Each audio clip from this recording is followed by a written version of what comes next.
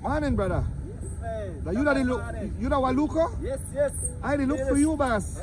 You that the distill, what you call your rum master? Rum expert. Well, I a rum master.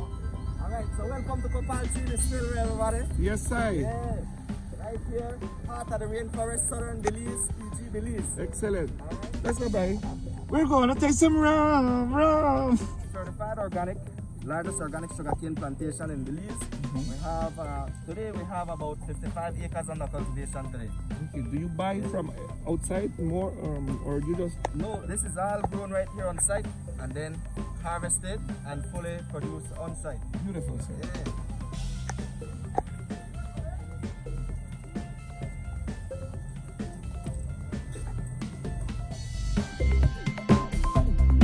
Good morning, Mr. Domingo. What's happening here? We are trying to pull cups with trash for making germinate cane.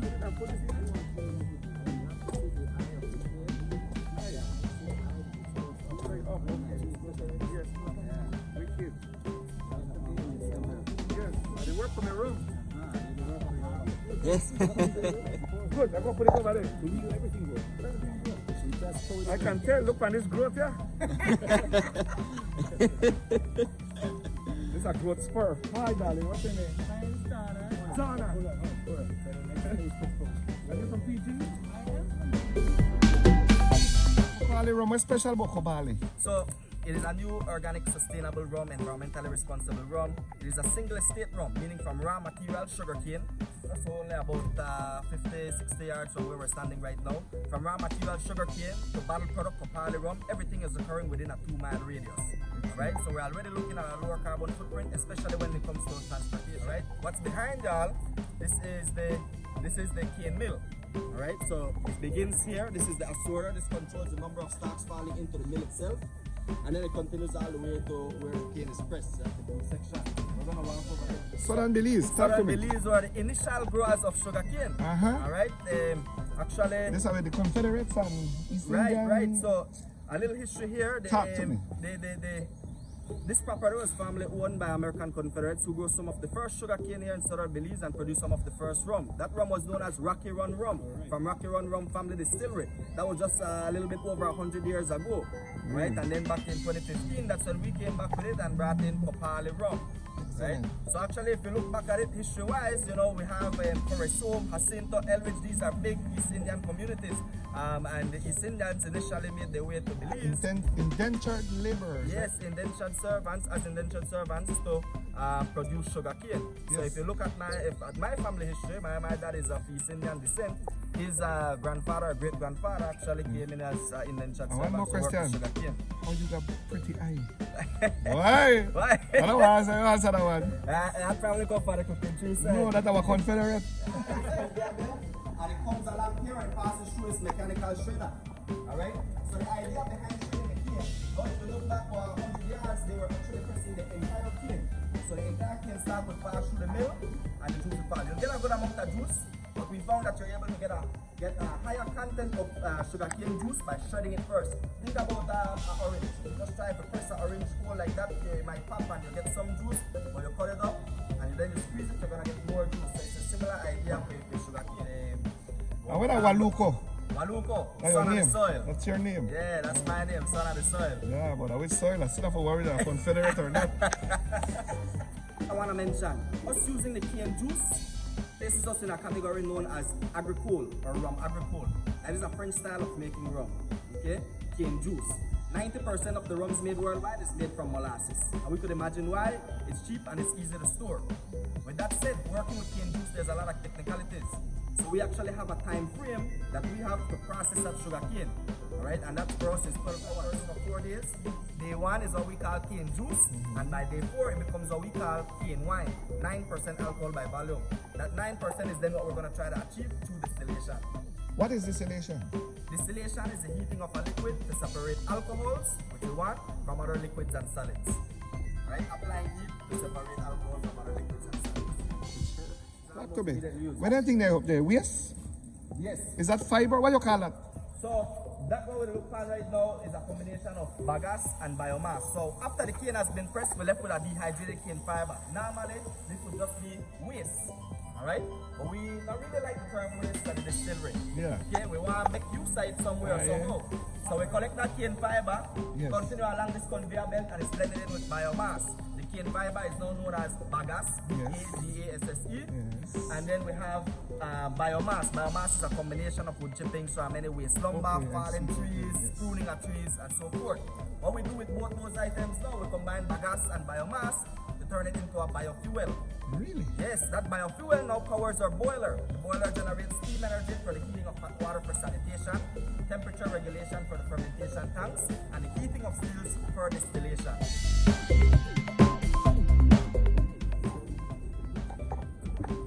Hey, it's awesome. Serena, what are you doing in Belize? Playing tennis and looking for rum. I like your tennis. Thank you. Stainless steel column stills. The key thing I want y'all to remember from column stills, continuous distillation. How high this thing? 120 feet up. Good. Continuous? Distillation. From column stills, we're trying to get a large quantity of high proof white rum. That's so much of purpose and flavor. Good base for white rums, and also if you're doing a flavored rum like our cacao rum. Right? Which is flavored by? Organic cacao grown right here on site. I don't know if it's fake, right? No man, never. Right. We only deal with real. Good. The hydrometer would give us a reading. You put that in a formula which then calculates proof. Proof is very important when monitoring distillation because it lets you know when to call it quits and what flavors to expect. Right? Well, this is how I spend my time. Open it, high proof. Yeah.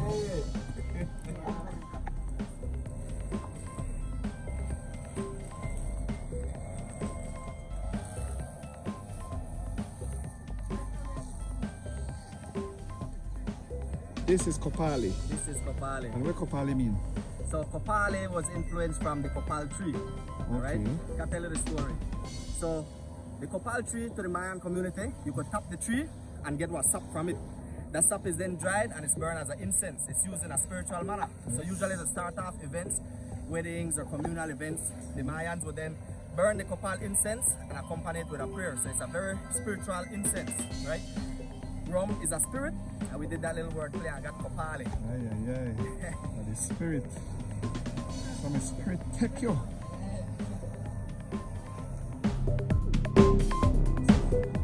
Very impressive. Thank you, sir. Yeah, no And problem, I must man. say that everything I love about this is that you are a Belizean, sir.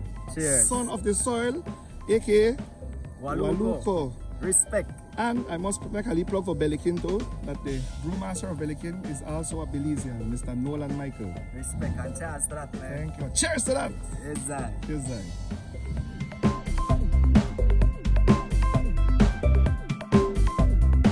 Everybody that visit and are drinking Copali rum, every time you have a drink of Copali, you're getting a little taste of Belize as well. Excellent. And it rain a PG every day. I have a major question for you though. The other night I drink a lot of Copali. So technically I drink a lot of water, but when I wake up I'm thirsty. What happened to me? Why I get dehydrated?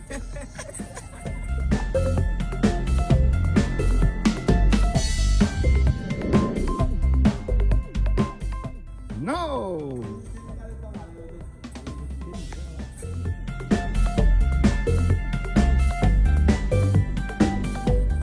One of the first games products we have right now is the barrel rested rum. Very unique term, barrel rested. Why barrel rested? Why not aged? Right? So the barrel rested is actually 10 months in previously used bourbon barrels, white American oak, heavy charred on the inside. 10 months.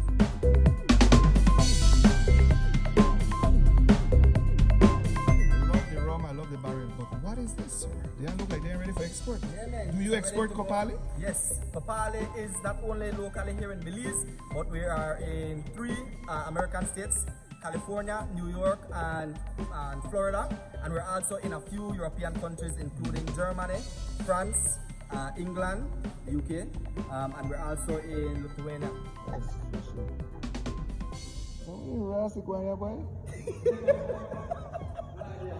Sir, what's happening?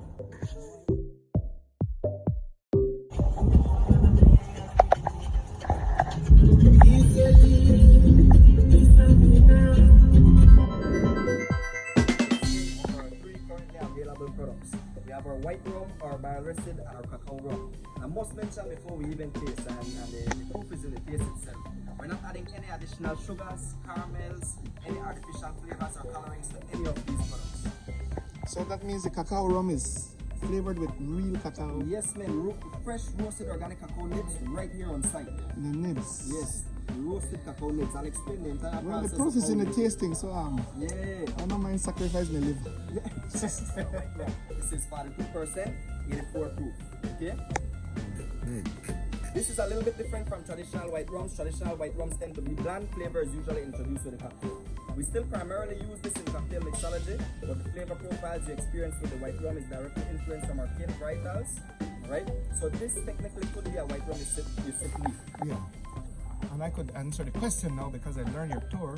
Big G mixed with what we call the column still gives this unique sugar cane flavor, right? Yes, definitely. Real You're cane able rum. to get that flavor because we do a little blend of pan Excellent. still and column still. See, miss, I made a study. Yes, you were. Slowly, but I actually like to leave a little space on my mouth and simultaneously inhale through the nose and through the mouth. Something like this. This is a good nosing technique for Hey, any there, of the nosing? harder spirit. Nosing technique. You got a neighbor like that? Nosy. thing was, now that I've taken the tour and I'm actually tasting the rum now, my mind and everything you taught us, like I learned so much. Now when I'm doing the tasting, it's like refreshing. I totally get it. Yeah. Sir, I couldn't taste what you asked me to taste because I never get enough. Thank you, sir. That's just that I was hard days, don't see students, so I may need to taste over here. Some people are very intelligent like this lady here, but Cherry Lala? She's teacher Lala. Chicha Lara or Lala. We're gonna move over to the barrel rested. This is 44%, 88 proof. This is 10-month barrel rested because it's 10 months in previously used bourbon barrels, white American oak, heavy charred on the inside. Excellent. After 1 year, it's called aged. Yeah, after a year you can play it. So this is 10 months, therefore it's barrel rested. Rested. It sounds sexy too. Yeah, I like the term. You I agree? like the term. Yes, I do. Oh my gosh. What's your favorite? What's my favorite? My favorite is the first one, the white rum. Yeah. But then I really love the aroma of the cacao, Cacao one. because it just hits you in the face. It smells like fresh organic chocolate, and you just want to be Essential oils. Thank you, Mr. Waluku. Any final words, my brother? Cheers, man. Really appreciate you guys checking out Copali rum. Right, to the people, Copali rum is, if I had to wrap it up in three simple things, it's made by the people of PG, it's made in Southern Belize in the heart of the rainforest, and it's great tasting rum that takes care of the environment. Thank you very much, brother.